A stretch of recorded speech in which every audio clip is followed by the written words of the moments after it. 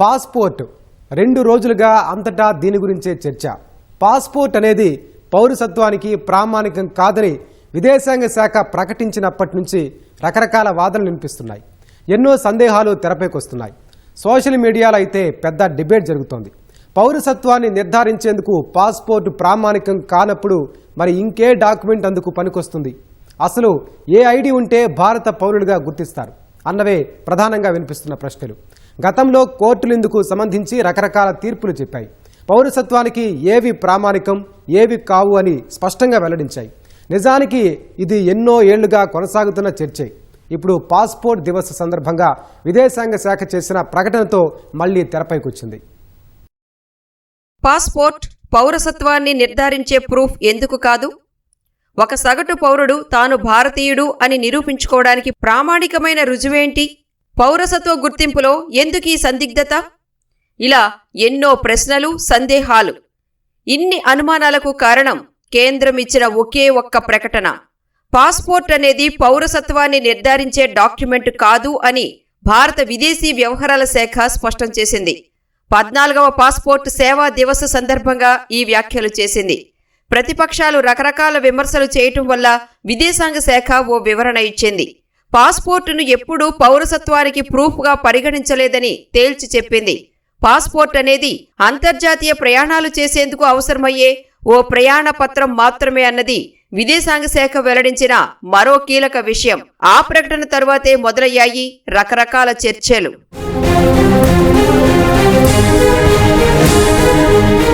అసలు పాస్పోర్ట్ ఎందుకు పౌరసత్వానికి ప్రూఫ్ కాదు?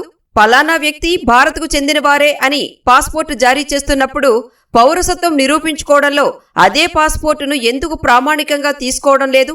ఇది తెలియాలంటే పాస్పోర్టు చట్టం 1967ని ఓసారి పరిశీలించాలి. అధికారిక వెబ్సైట్ passportindia.gov.inలో ఇచ్చిన డాక్యుమెంట్ ఆధారంగా చూస్తే సెక్షన్ 6 సబ్సెక్షన్ 2A ఓ విషయం చాలా స్పష్టంగా ఉంది. ఓ వ్యక్తి భారతీయ పౌరుడు కానట్లయితే పాస్పోర్టు జారీ చేయకూడదు. కానీ ఇక్కడే మరో ముఖ్యమైన విషయాన్ని ప్రస్తావించాలి. ఇదే పాస్పోర్టు చట్టంలో సెక్షన్ 20ని ఓసారి పరిశీలిస్తే భారతీయ పౌరుడు కాని వాళ్లకు కూడా పాస్పోర్టు జారీ చేసేందుకు వెసులుబాటు ఉంటుంది. కాకపోతే అది ప్రత్యేక సందర్భాల్లో మాత్రమే. ఎవరైనా సాయం కోరి వచ్చినప్పుడు, తమ దేశానికి వెళ్లలేని పరిస్థితుల్లో ఉన్నప్పుడు మానవతా కోణంలో ఇవ్వొచ్చు. లేదా జాతీయ ప్రయోజనాల దృష్ట్యా భారతీయులు కాని వారికి కూడా పాస్పోర్టు జారీ చేయవచ్చు.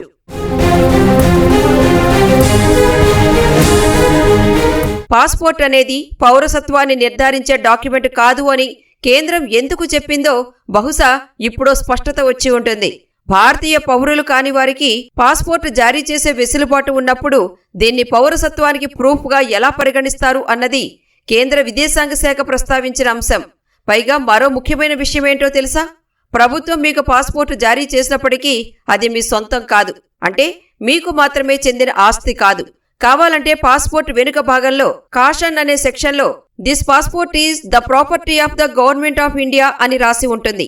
ప్రత్యేక పరిస్థితుల్లో ఆదేశాలిచ్చి ఆ పాస్పోర్టును స్వాధీనం చేసుకునే హక్కు ప్రభుత్వానికి ఉంటుంది. ఈ నిబంధనలన్నింటినీ బట్టి చూస్తే చట్ట ప్రకారం పాస్పోర్ట్ అనేది పౌరసత్వానికి గుర్తింపు పత్రమైతే కాదనేది అర్థమవుతోంది. ఇప్పుడు విదేశాంగ శాఖ చెబుతోంది కూడా ఇదే.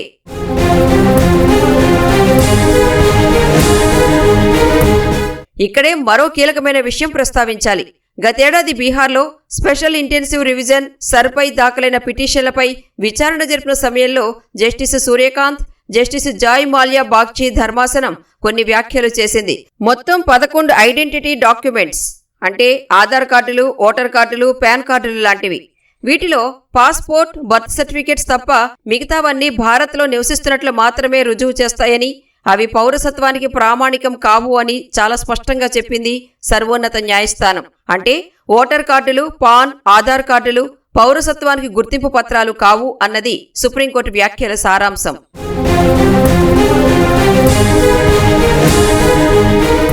2005వ సంవత్సరంలో సర్బానంద్ సోనోవాల్ వర్సెస్ భారత ప్రభుత్వం కేసులోనూ సుప్రీంకోర్టు కొన్ని కీలక వ్యాఖ్యలు చేసింది. అస్సోంకు సోనోవాల్ అక్రమంగా వలస వచ్చినట్లు నిర్ధారించారు. ఆ సమయంలోనే సుప్రీంకోర్టు వరకు వెళ్లింది ఈ కేసు. భారత పౌరసత్వానికి సంబంధించిన కేసులో దీన్ని మైలురాయి తీర్పుగా చెబుతారు. ఓ వ్యక్తిని భారత ప్రభుత్వం అక్రమ వలసదారు అని నిందించినప్పుడు ఆ వ్యక్తి భారత పౌరసత్వాన్ని నిరూపించుకోవాలి. అంతేకాని ఫలానా వ్యక్తి వేరే దేశానికి చెందిన వ్యక్తి అని భారత ప్రభుత్వం నిరూపించాల్సిన అవసరం లేదు. అంటే నేను ఈ దేశ పౌరుడినే అని రుజువు చేసుకోవాల్సిన బాధ్యత ఆ వ్యక్తిదే అవుతుందని సోనోవాల్ కేసు విచారణ సందర్భంగా చాలా స్పష్టంగా చెప్పింది. ఇక మళ్లీ ప్రస్తుత వివాదానికి వస్తే పాస్పోర్ట్ అనేది పౌరసత్వానికి ప్రామాణికం కాదు. సరే, మరి ఏ డాక్యుమెంట్ అందుకు సరైనది? Voter card, pan card, Aadhaar card, birth certificate, కుల ధృవీకరణ పత్రం, ఇలా రకరకాల డాక్యుమెంట్స్ ఉన్నాయి. వీటిలో ఏది ప్రామాణికంగా తీసుకోవాలి? ఇదే ప్రధానంగా చర్చకు వస్తున్న విషయం. అమెరికాలో పాస్పోర్ట్ అనేది పౌరసత్వానికి అత్యంత కీలకమైన డాక్యుమెంట్. ఓ రకంగా బర్త్ సర్టిఫికేట్తో సమానంగా ఈ పాస్పోర్టును చూస్తారు. భారత విషయానికొస్తే ఇందులో కాస్త సందిగ్ధత, సంక్లిష్టత తప్పడం లేదు. మిగతా దేశాలు జారీ చేస్తున్నట్లుగా ఇక్కడ ప్రత్యేకంగా ఓ పౌరసత్వ కార్డు అంటూ జారీ చేయడం లేదు. ఓటర్ కార్డు అనేది కేవలం ఓటర్గా గుర్తింపు తప్ప పౌరసత్వానికి గుర్తింపు కాదు. ఇక పాన్ కార్డు అనేది ట్యాక్స్ ఫైలింగ్కు, ఆర్థికపరమైన లావాదేవీలకు అనుసంధానించడానికి మాత్రమే పనికొస్తుంది. ప్రభుత్వం తరపున సంక్షేమ పథకాలు రావడానికి రేషన్ కార్డు ఓ ప్రామాణికం.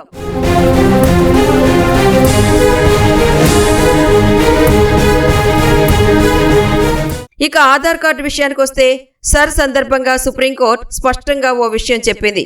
ఆధార్ కార్డు అనేది ఓ ఐడి ప్రూఫ్ తప్ప భారత పౌరసత్వానికి ప్రామాణికం కాదు అని స్పష్టం చేసింది.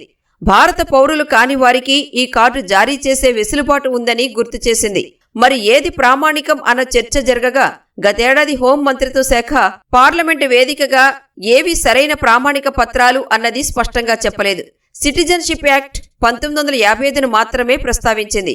మరి ఈ సిటిజన్షిప్ యాక్ట్లో ఏముంది? అసలు ఓ వ్యక్తి భారత పౌరుడు అనడానికి ప్రామాణికమేంటి?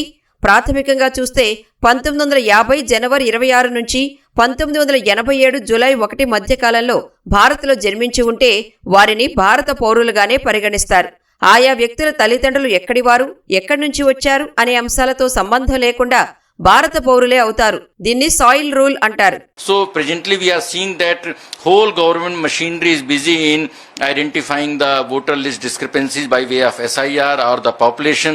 So despite many discussions in the parliament that India should have a single document to prove the citizenship, but we don't have yet, and Aadhaar was meant for that, but Aadhaar was given to all the persons who were domiciled in country.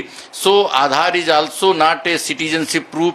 So citizenship document, citizenship provisions are made, but there is no such specific rule for the citizenship document, and that's what creating the confusion and controversy. అదే one parent rule ప్రకారం చూస్తే 1987 July 1 నుంచి 2004 December 3వ తేదీ మధ్య జన్మించి ఉంటే తల్లిదండ్రుల్లో ఎవరైనా ఒకరికి తప్పనిసరిగా భారత పౌరసత్వం ఉండాలి.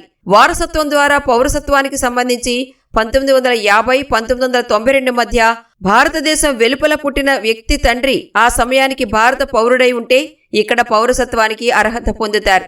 2004 డిసెంబర్ 3వ తేదీ నుంచి నిబంధనలు మరింత కఠినమయ్యాయి. తల్లిదండ్రులిద్దరూ భారత పౌరులై ఉండాలి. ఒకవేళ తల్లిదండ్రుల్లో ఒకరికే భారత పౌరసత్వం ఉంటే మరో వ్యక్తి అక్రమ వలసదారు అయి ఉండకూడదు. విదేశీ వ్యక్తి భారత పౌరసత్వం ఉన్న వ్యక్తిని వివాహం చేసుకుంటే వారికి ఇండియన్ సిటిజన్షిప్ రాదు. అందుకోసం చట్టపరంగా కొన్ని నిబంధనలు ఉన్నాయి. భారత్లో ఎక్కువ కాలం పాటు నివసించినట్లుగా ఆధారాలు కావాలి. Overseas citizenship of India OCI card తీసుకోవాలి. పెళ్లై 2 లేదా అంతకన్నా ఎక్కువ సంవత్సరాలు దాటి ఉంటేనే ఈ కార్డు కోసం దరఖాస్తు చేసుకునేందుకు వీలవుతుంది.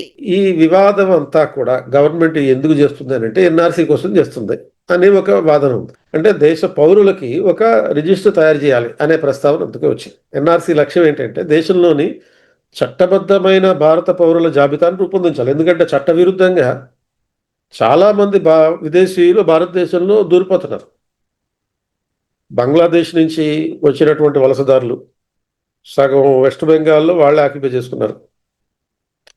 ఆ తర్వాత మయన్మార్ నుంచి పారిపోయినటువంటి రోహింగ్యాలు, ఈవెన్ హైదరాబాద్లో కూడా 12,000 మంది వరకు రోహింగ్యాలు ఉన్నట్టుగా రీసెంట్ కొన్ని గణాంకాలు చెప్తున్నాయి.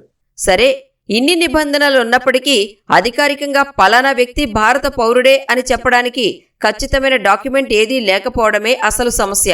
ఈ సమస్యకు పరిష్కారంగానే కేంద్రం నేషనల్ రిజిస్టర్ ఆఫ్ సిటిజన్స్ NRCపై ఆలోచనలు చేస్తోంది. కాకపోతే దీనిపై రాజకీయంగా రకరకాల వాదనలు, విమర్శలు రావటం వల్ల అమలు సాధ్యపడటం లేదు. అస్సోంలో మాత్రమే 2015-19 మధ్యకాలంలో అమలైంది. అవసరమైన డాక్యుమెంట్స్ ఇవ్వని కారణంగా 19 లక్షల మందిని తొలగించి తుది జాబితా తయారు చేశారు. దేశవ్యాప్తంగా ఇది అమలు చేసి ప్రత్యేకంగా వెరిఫికేషన్ చేయాలన్నది కేంద్రం ఆలోచన. ఆ తరువాతే ఎవరెవరు భారత పౌరులు అన్నది అధికారికంగా గుర్తించడానికి వీలవుతుందని చెబుతోంది. ఈ ప్రక్రియకు ఎంత సమయం పడుతుందో తెలియదు. ప్రస్తుతానికి పాస్పోర్టు వివాదం భారత పౌరసత్వ గుర్తింపుపై స్పష్టమైన వ్యవస్థ ఉండాల్సిన అవసరాన్ని గుర్తు చేసింది.